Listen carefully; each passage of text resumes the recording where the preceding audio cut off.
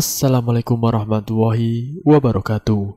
Jumpa kembali di channel Ngulik Horor. Channel kami menceritakan tentang kisah-kisah misteri yang mungkin bisa menemani agan-agan dan sista semua ya. Dalam kesempatan kali ini, saya akan melanjutkan kisah misteri yang berjudul Darah Daging bagian yang terakhir. Yuk, daripada kita lama-lama, langsung saja kita lanjutkan ceritanya. Aku dan para petani lainnya makan bersama. Sudah mulai terasa aku sangat nyaman dalam kondisi seperti ini. Setidaknya ada cara baru untuk balas dendam kepada rinduku pada ayah, ibu dan juga Bayu. Dengan cara seperti ini, satu persatu, para petani pegawai nenek sudah pamit pulang. Tinggal aku dan Bi Iso yang masih di sini sambil beres-beres bekas makanan. Mamang kamu pergi ke kiai kampung sebelah, Vin, ucap Bi Iso. Kiai? Maksudnya, Bi? Tanyaku perlahan. Iya, Vin, kiai yang dulu sekali. Waktu Bibi baru beberapa lama. Lupa sih usia pernikahan Bibi dengan mamang kamu itu. Usaha kakek dan nenek pernah ada yang niat ingin membuat bangkrut. Dikirimin hal-hal gaib gitu, Vin. Sampai dulu juga kakek pernah sakit parah, Vin. Mungkin usia kamu baru 6 tahun waktu itu, jawab Bi Iso menjelaskan. Aku masih melamun. Tidak menyangka dulu juga kakek dan nenek pernah berada dalam kondisi seperti ini. Malah melamun. Ayo, sambil pulang kita jalan, ajak Bi Iso. Lalu kenapa mamang kesana lagi, Bi? Dan tidak bilang sama nenek, Bi? Tanyaku lagi. Perintah ayah kamu, Vin. Semua kan ada porsinya masing-masing, Vin. Mamang kamu hanya bilang, ceritakan ini ke kamu langsung. Mamang pergi kemana dan jangan nenek tahu dulu. Soalnya kasihan, pasti jadi pikiran buat nenek. Kalau kebangkrutan ayah kamu dan segala yang kamu alami gangguan itu, ada orang yang benar-benar niat, Vin, jawab Bi Iso.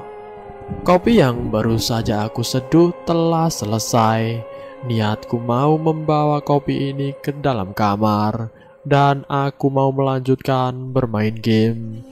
Ketika menutup pintu, aku melihat sosok lelaki yang sedang berjalan pelan membelakangi aku di antara kebun pisang. Aku perhatikan baik-baik. Ya, itu kayaknya orang. Takutnya ada orang jahil yang mau mencuri. Segera aku perhatikan dengan jelas. Jalannya sangat pelan, pelan sekali terlihat sambil menunduk. Apa itu Mang Denny? Ucapku dalam hati.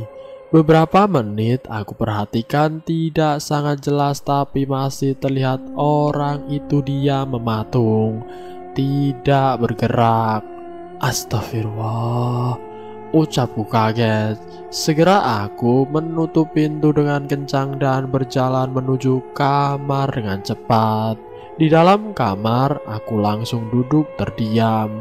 Bahkan kopi yang sudah aku buat tidak aku pikirkan lagi. Iya, itu gangguan yang sama daripada gangguan-gangguan sebelumnya. Tidak mungkin itu orang. Lagian sangat tidak mungkin, ucapku. Aku melihat jam, sudah jam 11 malam. Langsung aku mencoba memejamkan mata tanpa memikirkan apa yang barusan sudah aku lihat. Belum saja 1 minggu aku di sini, kenapa harus ada terus gangguan itu setiap malam sih? Ucapku dalam hati. Apa gangguan seperti ini sama yang Bayu alami? Sampai-sampai dia sakit. Aku tidak pernah ada dalam kondisi ini sebelumnya. Mungkin siapapun tidak sudi jika setiap malam harus mengalami hal-hal di luar nalar seperti ini. Sosok yang selalu menakutkan, apalagi semuanya sudah jelas. Ada orang yang menginginkan semua ini terjadi. Batinku bertanya-tanya. Vin, suara ketukan di jendela kamarku yang membuat aku benar-benar kaget. Siapa? Mang Denny ya? Ucapku sambil membuka gorden kamar. Iya, ini Amang, Vin. Buka pintu dapur sekarang, Vin, jawab Mang Denny. Segera aku ke dapur dengan perasaan takut yang masih mengikuti aku. Baru pulang, Mang? Tanyaku. Mang Denny tidak menjawab sepatah kata pun. Langsung dia melangkah ke kamarku dengan langkah yang cepat dan membuka lemari bajuku. Bukan main, Mang Denny langsung membuka dengan cepat dan mengacak-ngacak bajuku perlahan. Dengan mata sendiri aku melihat ada bongkahan yang tidak tahu isinya apa, dibungkus dengan kain putih.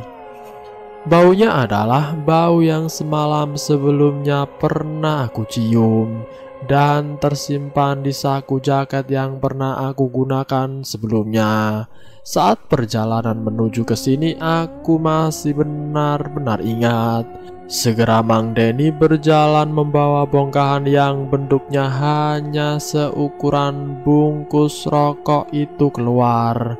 Aku mengikutinya dengan cepat juga. Mang Denny masih belum bicara apapun. Kamu bakar bungkusan ini, Vin. Baca surat ini. Ayo ikutin Amang pelan-pelan, ucap Mang Denny sambil memberikan korek dan menuntun aku membaca surat itu. Setelah selesai membaca surat itu, segera aku bakar. Seharusnya kain putih ini tidak menyambar api yang aku nyalakan, tapi ini langsung menyambar begitu saja. Sini, Vin, ikut Amang, ucap Mang Denny dengan nafas yang sudah terlihat capek. Ini alamat rumah Pak Kiai. Bibi kamu sudah ceritakan? Tanya Mang Denny. Sudah, Mang, jawabku tegang. Setelah abu bekas pembakaran barang yang membuat aku heran itu dengan bau melati, segera aku mengobrol di teras. Mang Denny menyalakan rokok untuk membuang rasa tegang. Seharian Amang menceritakan semua masalah ayah kamu, dan segala gangguan yang kamu alami. Mamang sudah tahu semua, Vin. Kamu hebat, Vin, bisa menyembunyikannya. Mamang salut sama kamu. Tapi masalahnya, Vin, yang orang ini incar adalah kekuasaan dan warisan. Tidak beruntungnya, yang menjadi target adalah darah daging dari ayah kamu, ucap Mang Denny sangat tegas. Ibu sebelumnya berkata sama dengan apa yang Mang Denny ucapkan padaku sekarang. Bagaimana bisa aku tidak percaya keduanya orang-orang yang aku percayai benar-benar? Siapa yang tega sekali melakukan hal ini, Mang? Tanyaku dengan emosi. Kamu yang tenang, Vin. Ini adalah permainan. Siapa yang benar-benar mempunyai strategi matang, dia yang selamat. Urusannya benar-benar nyawa ini. Tapi insya Allah kata Kiai yang sudah Amang temui, kedepannya katanya aman, Vin. Tinggal tunggu saja yang bakalan kena balik siapa, ucap Mang Denny menjelaskan. Oh, begitu ya, Mang. Apa Dharma atau Yudi yang melakukannya? Tanyaku sambil menatap kosong. Sayangnya Pak Kiai itu tidak membicarakan nama, Vin. Takutnya jadi dendam. Yang terpenting semoga kedepannya bisa aman dan tenang. Tapi Amang juga harus jaga diri. Dan makanya Amang kasih alamat ini ke kamu, Vin. Takutnya kedepannya kenapa-kenapa. Kamu harus datang ke alamat itu, jawab Mang Denny. Benar-benar malam ini setelah beberapa hari ke belakang banyak pertanyaan. Malam ini adalah jawabannya. Jadi, Vin, Kalaupun kamu tahu dan punya sangkaan yang kuat, Amang cuma minta jangan membalas dengan cara kamu ya.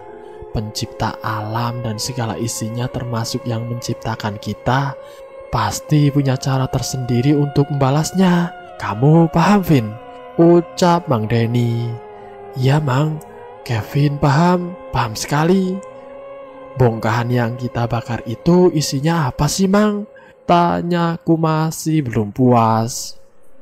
Itu adalah yang mengundang makhluk yang sudah bersekutu dengan orang yang membayarnya, Vin, ke orang yang menyuruhnya, wanita menyapu, sosok BIC, dan kejadian malam kemarin waktu kita ngopi di sini. Semuanya benar yang kamu lihat menyerupai. Itu yang bahaya, Vin. Takutnya jadi kita yang celaka. Dan sosok wanita dalam mimpi itu yang terus mengikuti ayah kamu. Kasian, sudah 3 tahun lebih, Vin. Bayangkan, ucap Mang Denny perlahan. Benar-benar pantas saja ayah sampai bangkrut dengan sebegitunya. Ada kalimat yang mengganjal dari obrolan Mang Denny malam ini. Warisan dan kekuasaan. Aku sudah mempunyai 2 nama jika yang menjadi patoknya adalah kalimat itu, yang tidak lain adalah adik ayah sendiri. Yang harus aku tahu adalah bertanya kepada nenek kedatangan kemarin, apakah Mang Yudi masuk ke kamarku atau tidak. Kalau Mang Yudi tidak masuk ke kamarku berarti sudah bisa dipastikan Dharma. Kemungkinan lainnya sangat kecil. Vin, kenapa jadi melamun? Tanya Mang Denny. Tidak, Mang. Cuma nggak habis pikir saja. Andai nama yang ada di dalam pikiranku adalah pelakunya, bagaimanapun aku adalah anak dan punya hak untuk marah. Jawabku sangat kesal. Aturan mainnya tidak begitu, Vin. Kamu sudah dianggap dewasa oleh Amang dan ayahmu. Makanya Amang seterbukanya seperti ini dalam masalah ini. Sesuatu yang berkaitan yang tidak bisa dilihat oleh mata, apalagi cara-cara gaib, tidak bisa sebatas melawan dengan emosi, Vin. Amang minta tolong, jangan dulu sampai nenek tahu. Sampai semuanya menunggu keputusan kabar dari ayahmu, Vin. Jawab Mang Denny menjelaskan. Aku hanya melamun dengan apa yang barusan dikatakan Mang Denny. Ada benarnya juga, tapi emosiku yang tidak salah. Aku adalah anak yang mempunyai hak membela orang tua habis-habisan, apalagi yang menjadi taruhan termasuk mimpi-mimpiku sekarang. Mang Denny hanya menghabiskan beberapa batang rokok tanpa ada obrolan selanjutnya, dan aku sama sekali tidak tahu apa yang sedang Mang Denny pikirkan. Sementara aku hanya berpikir tentang kekesalan antara pada Dharma dan juga Yudi yang sampai tega menyimpan bungkusan gaib itu padaku. Sepecundang itukah mereka jika benar melakukannya? Apa orang yang melakukan itu sudah tidak ada keberanian sama sekali secara jantan menyelesaikan apa yang mereka inginkan? Mang, sebelum aku tidur, buat aku tenang. Mohon, Mang, ucapku perlahan. Maksudnya, Vin? Sahut Mang Denny dengan kaget. Aku tidak menjawab, hanya menatap tajam Mang Denny beberapa detik. Semuanya akan baik-baik saja, Vin, selama kita berdoa dan meminta perlindungan kepada Sang Pencipta. Dan semoga keadaan ini cepat selesai dan kita anggap semuanya tidak ada masalah. Dan yang terpenting tidak ada dendam. Itu kata ayah kamu, Vin, ucap Mang Denny perlahan. Malam itu aku menuju kamar dengan kalimat yang telah diucapkan Mang Denny. Sekarang aku bersama kenyataan yang sebelumnya tidak pernah aku alami. Kenyataan atas nama buta kekuasaan. dan sialnya itu adalah dari adik ayahku sendiri, dan aku adalah korban yang dipaksa menerima keadaan. Pagi hari selanjutnya di rumah nenek terasa dan dipaksa untuk baik-baik saja.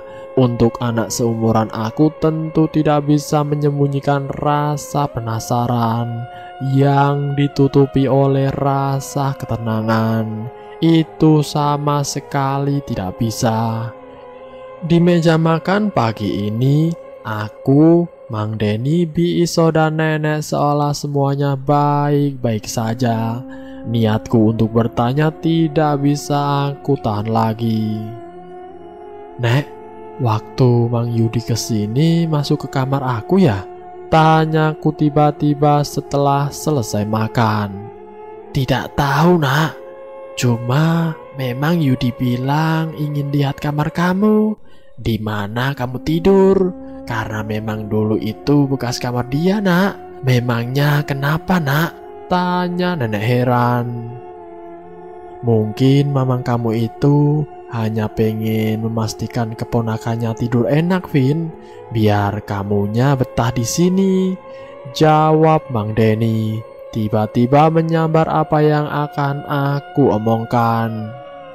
"Iya, begitu mungkin, Nak. Kenapa memangnya?" tanya nenek tambah penasaran. Seketika aku ingat tentang permohonan Mang Denny semalam. Soal permasalahan itu nenek jangan dulu tahu. "Gak apa-apa, Nek. Hehe. Iya, itu bekas kamar Mang Yudi. Nanti aku izin kalau bertemu lagi, Nek," jawabku menenangkan rasa penasaran nenek. Hampir saja pagi ini aku salah untuk mengikuti rasa penasaranku yang haus akan jawaban dan kebenaran karena perbuatan sialan itu.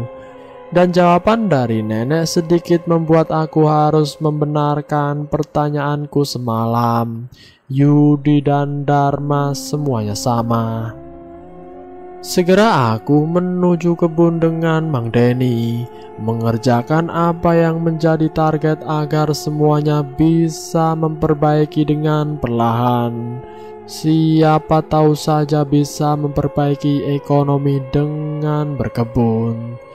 Tiba-tiba sambil mengontrol dan membantu memupuk tanaman, Mang Denny mendekat padaku.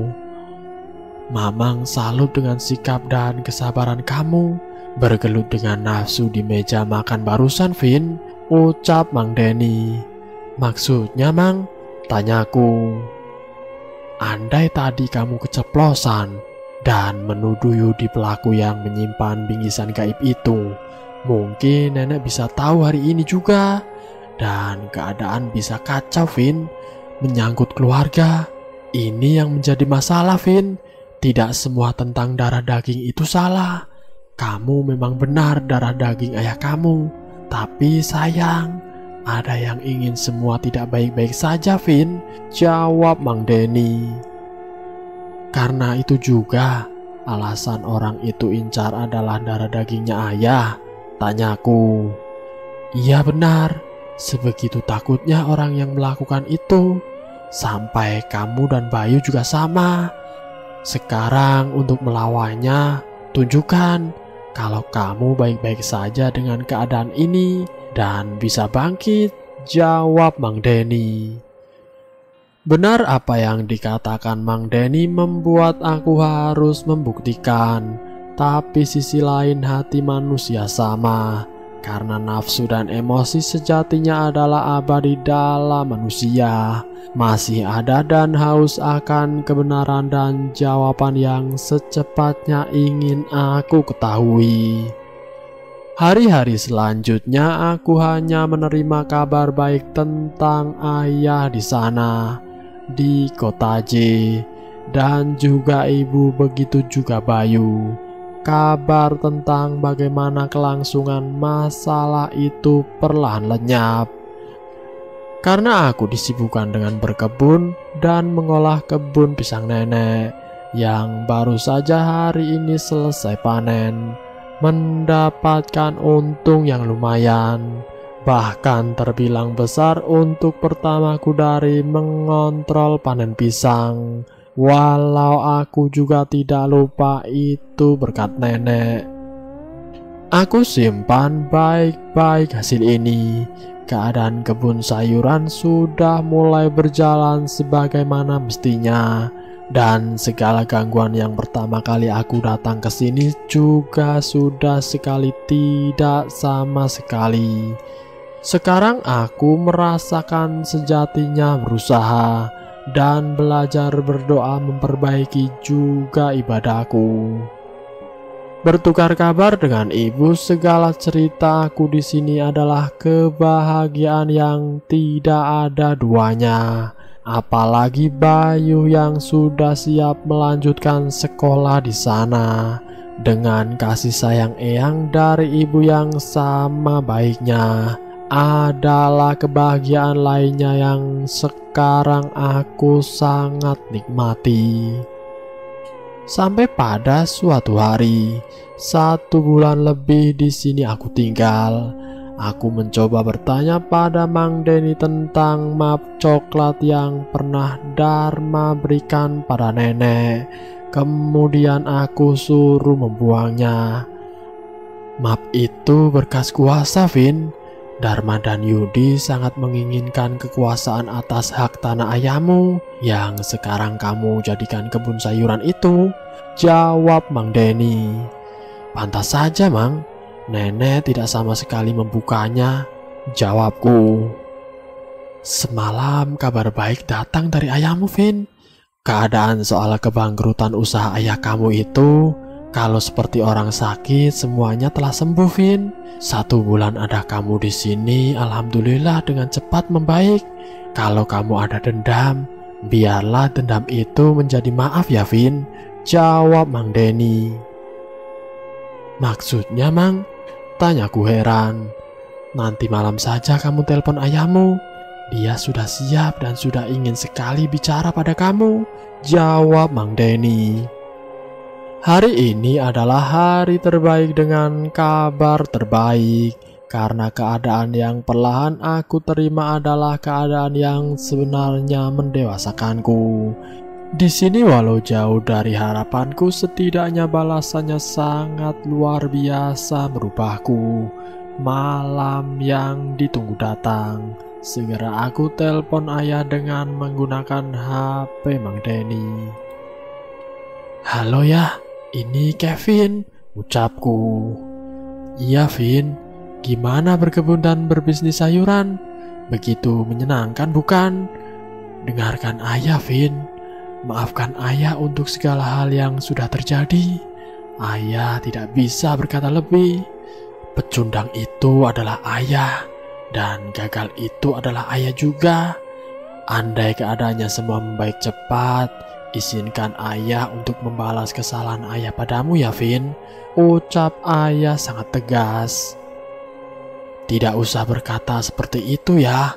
Kevin hanya ingin berjumpa dengan ibu, Bayu dan juga tidak lebih, jawabku sambil meneteskan air mata. Vin, kalau kamu sedih, apa kabar yang di sini kuat? Secepatnya keadaan akan membaik. Kamu mau janji sama ayah? Tanya ayah. Apa itu ya? Jawabku. Jangan jadikan dendam adalah cara terbaik untuk membalas keadaan ya Vin. Jadikan maaf untuk membuat keadaan sekarang membaik ya.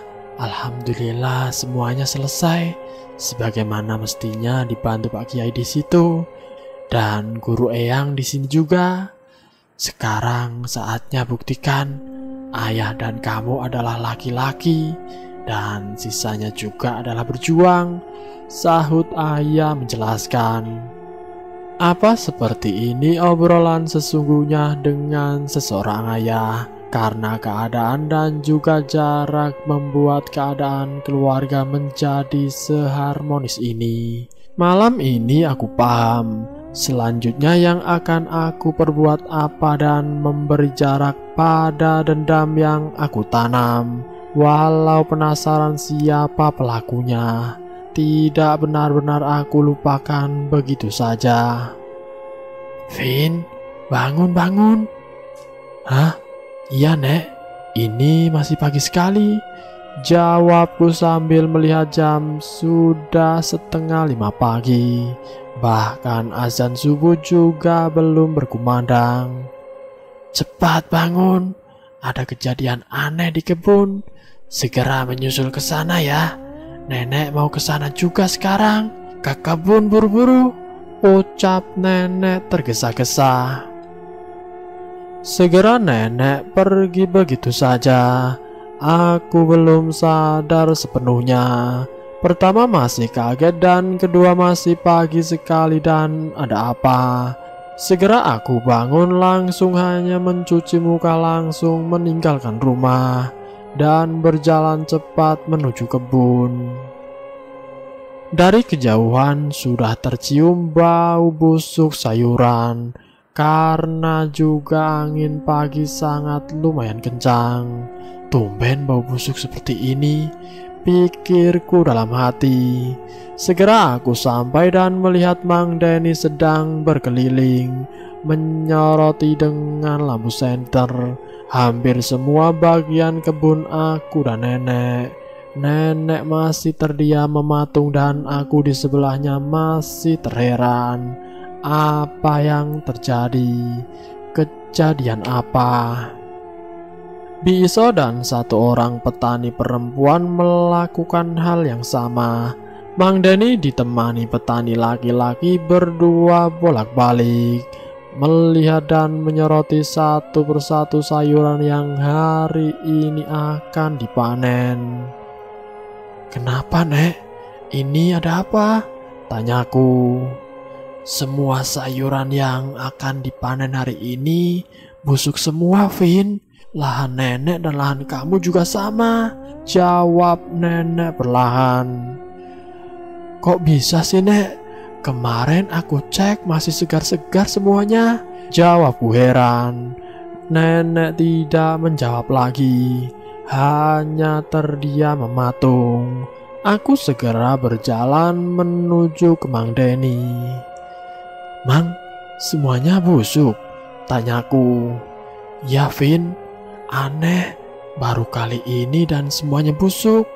Padahal kamu kan tahu, kemarin semuanya segar dan sudah siap panen hari ini, ucap Mang Denny sambil terlihat sangat tidak percaya sama denganku.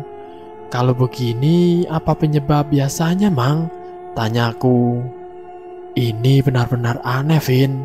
Tidak mungkin sebelumnya kalau mau gagal panen seperti ini.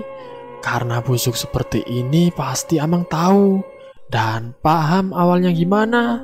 Ini tiba-tiba Bi Uyum dan Mang Kardi datang ke rumah dan kasih kabar bau busuk sayuran karena rumah dia di sebelah sana tidak jauh, ucap Mang Denny sambil menunjuk ke arah rumah Bi Uyum dan Mang Kardi. Aku langsung berjalan kembali ke arah nenek. Nenek sudah 2 kali berkata kepadaku mengalami kegagalan panen yang tidak masuk akal ini, dan nenek hanya terdiam, kemudian kembali ke rumah begitu saja. Mang Denny dan petani Mang Kardi juga sama-sama heran karena semuanya tidak masuk akal. Aku hanya mendengarkan. Kemungkinan terjadinya gagal panen karena busuk hanya dalam 1 malam itu sangat kecil penyebabnya. Setelah itu juga hari semakin pagi karena barusan saja azan subuh berkumandang. Setelah itu para petani yang akan memanen berdatangan dan sama ikut merasakan keanehan. Apalagi panen sebelumnya teramat sukses. Akhirnya sayuran itu dikumpulkan dan dibuang begitu saja, dan bukan dengan jumlah yang sedikit. Tidak ada satupun yang tidak busuk, semuanya membusuk.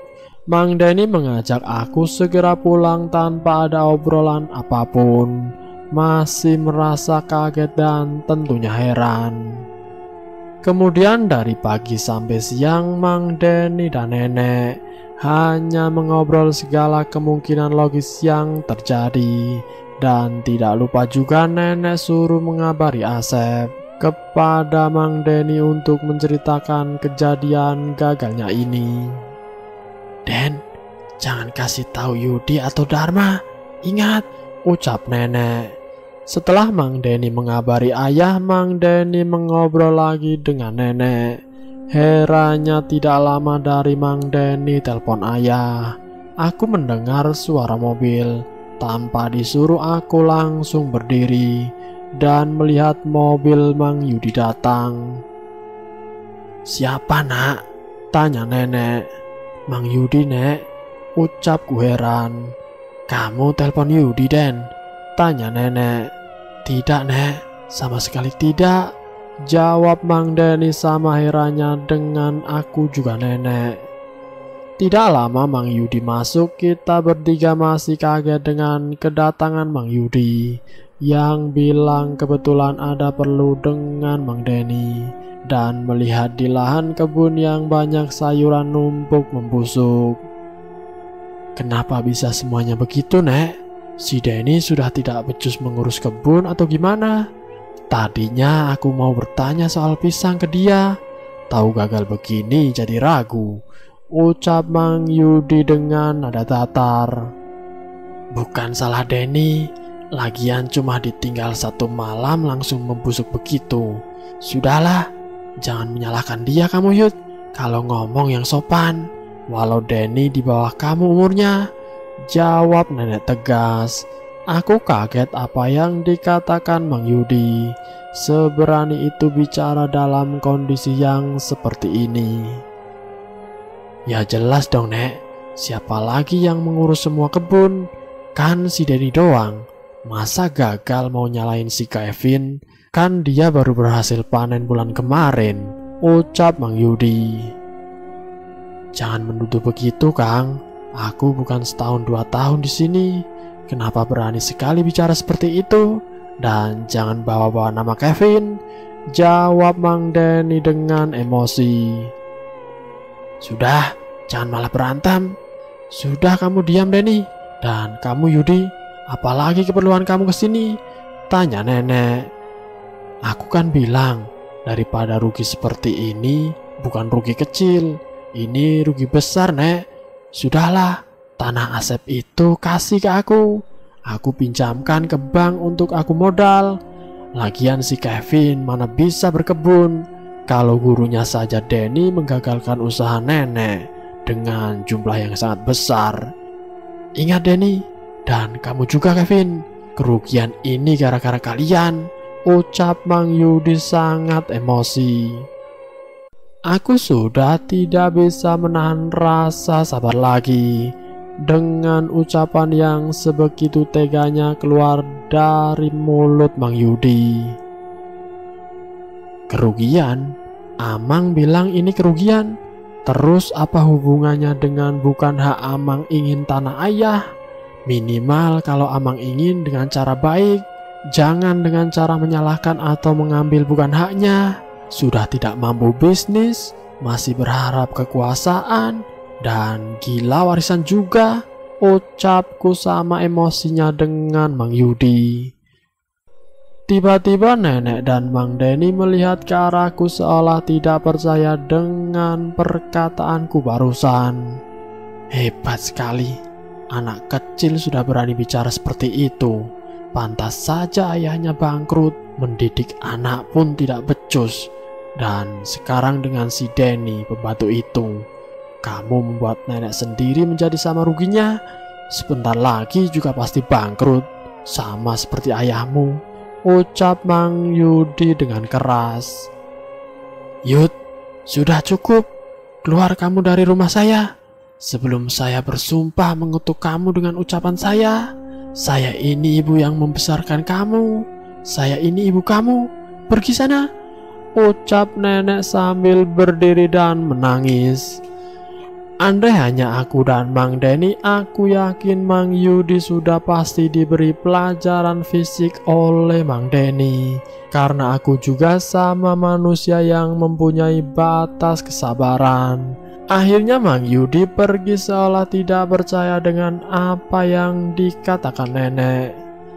Aku dan Mang Denny segera mendekat pada nenek, menenangkan nenek. Tidak ada sepatah kata pun dari aku, Mang Yudi dan nenek. Semua berlomba menenangkan emosi masing-masing menurun, walau itu tidak mudah. Setidaknya walau ada satu kata menghargai adanya nenek. Aku benar-benar tidak menyangka kedatangan Mang Yudi siang ini membuat keadaan semakin kacau. Dalam pikirku tidak mungkin ada abu tanpa adanya api. Semuanya berjalan di atas sebab akibat atau akibat sebab. Sekarang kejadian penuh keanehan setelah kebangkrutan ayah yang sebelumnya aku pikir sudah berakhir. Ternyata tidak dan belum sama sekali. Aku dan Mang Denny adalah korban yang menjadi tersangka atas kejadian dan kegagalan ini. Walau tuduhan itu keluar dari mulut orang yang benar-benar gila warisan juga kekuasaan, tapi bukanlah kebenaran yang sesungguhnya adalah kebenaran yang diperjuangkan. Dan selesai. Itulah kisah misteri yang berjudul Darah Daging. Semoga video kali ini bisa menjadi pembelajaran buat kita semua. Dan semoga kejadian ini tidak menimpa pada keluarga kita. Ambil sisi positifnya dan buang jauh-jauh sisi negatifnya. Semoga kita selalu dalam lindungannya.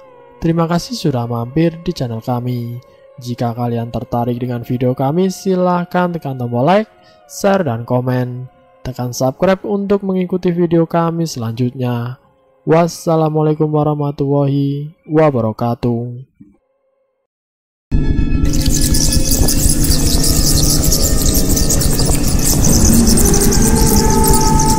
Selamat datang di channel Ngulik Horor.